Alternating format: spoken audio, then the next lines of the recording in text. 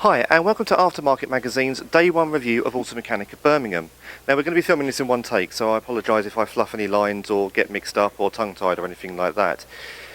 This is the first time Automechanika has come to the UK, requested by exhibitors from the Frankfurt show in 2014. We're here at the NEC in Birmingham, halls 9, 10 and 11, with 600 exhibitors, and today we've seen around 4,000 people through the doors. Overall attendance is estimated to be around 13,500. That's the number of people who have registered, but of course more can turn up, and if you haven't registered yet, don't worry about it, you can do on the day. Earlier on, I caught up with Simon Albert, the event director, and asked him how he thought the show was going. So obviously the exhibitors have been here today, they've been, are they happy they've seen the right people have been through the door?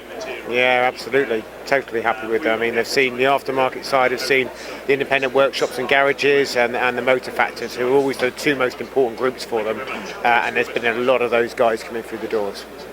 Are you happy with the number of registrations you've had? About, was it 13,500? Very happy, 13,500 as you say. We hope that means that we'll get around about 10,000 visitors over the 3 days based on that. So absolutely right, that's what we were looking for. And how are preparations for next year? Very hectic and very busy. We've had 150 bookings already. We're moving to bigger halls because we expect to grow by 35% as a minimum. And already, 150 of those spaces have already gone. So by the end of this show, we expect a lot of people to rebook. So very well. And have you had any feedback from visitors themselves? Have they found the show useful? Very useful. They've seen. I guess the key thing for these guys, especially the independent aftermarket, is that they don't get to see some of these tier one exhibitors on a regular basis, their suppliers. Maybe they never actually get to talk to directly to the people who manufacture the products. Whereas that's what today's all about. They can talk to the manufacturers directly, rather than potentially by the distributor necessarily. So really, really positive. And do you think, obviously, the number of visitors we've had today, number of signed up, number of exhibitors, do you think that justifies the need for this show in the UK? Yes. Excellent. And one final question. How was the Leicester celebrations? Obviously, being a Leicester fan, did you enjoy yourself out seeing the Premiership trophy in the city? I loved it. It was the most amazing day of my life. In fact, my wife's not here, so I can say that, other than my wedding day. I'm on tenterhooks, not about... People keep saying, am I nervous about how the next 3 days are going to go? The only thing I'm nervous about is whether Jamie Vardy joins Arsenal or not at the moment. Being an Arsenal fan, yeah, it's probably not the best question to ask if you want him to go or not, really. I hope he doesn't. Simon, thanks very much. Thank you. Now, Automechanika Birmingham is going to be running for 3 days. Obviously, the first day is now gone, hence why I'm doing this video. But we're still going to be here on Wednesday and on Thursday. Now, when you turn up at a show like this, obviously there are exhibitors that you can see, and they want to see you. They want to see the technicians, they want to see the business owners, they want to see the garage managers. It's worth coming along to.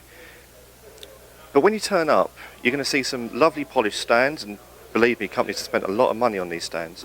You're going to see some fantastic layouts. But what did it look like? How do we get to this semblance of almost perfection, as it were? Well, I wasn't perfect yesterday. I turned up to set up the aftermarket stand and went for a quick walk with my camera, so you can see just what the show looks like before the doors open.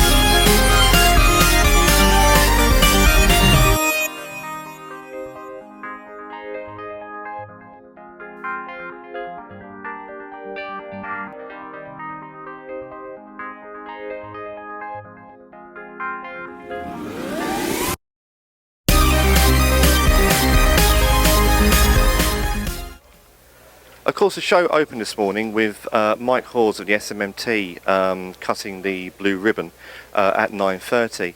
We were then invited over to the SMMT stand where they presented the findings of their latest report, their first report, I do apologise, into the aftermarket.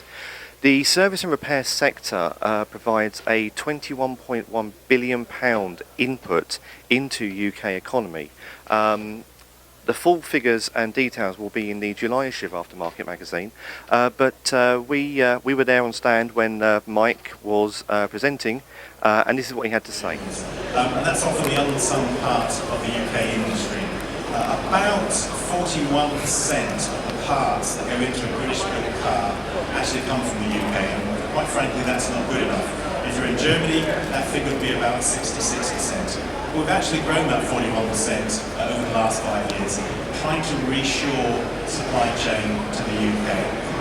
Also trying to help UK companies based here to grow. So what we're trying to do is capture that growth that's happening in UK automotive and make sure it's embedded here in the UK. It's not always easy. We do face challenges.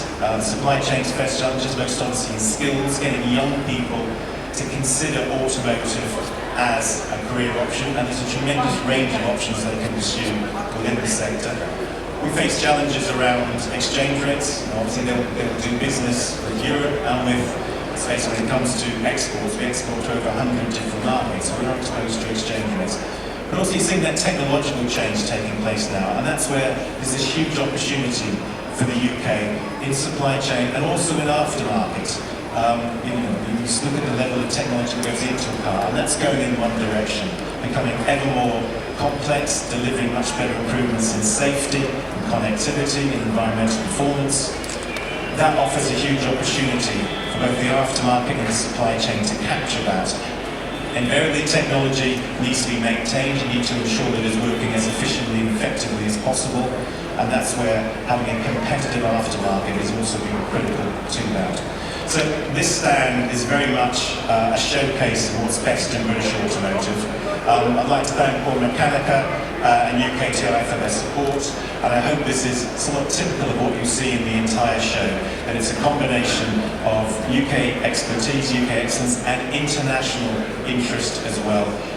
About 2/3 of the exhibitors here I think are British, 1/3 are international, but as I said before, it's important that we put the UK back on the map in global automotive terms, and certainly this is going to help significantly. Now today on the Keynote Theatre, sponsored by Morris Lubricants, we've had Susie Perry and Mark Webber. I managed to catch a selfie earlier on with Mark Webber. Being a big F1 fan, that's probably not surprising. But we've also had some interesting discussions on the aftermarket seminar theatre itself, with Ian Gilgrass talking about autonomous technology and Adam Bernstein talking about business related matters, including staff, service and pensions. It's been a fantastic day today, so let's leave you with a little video montage of what we've seen, and we'll be back tomorrow with a bit more news and some more features. Thanks for joining us.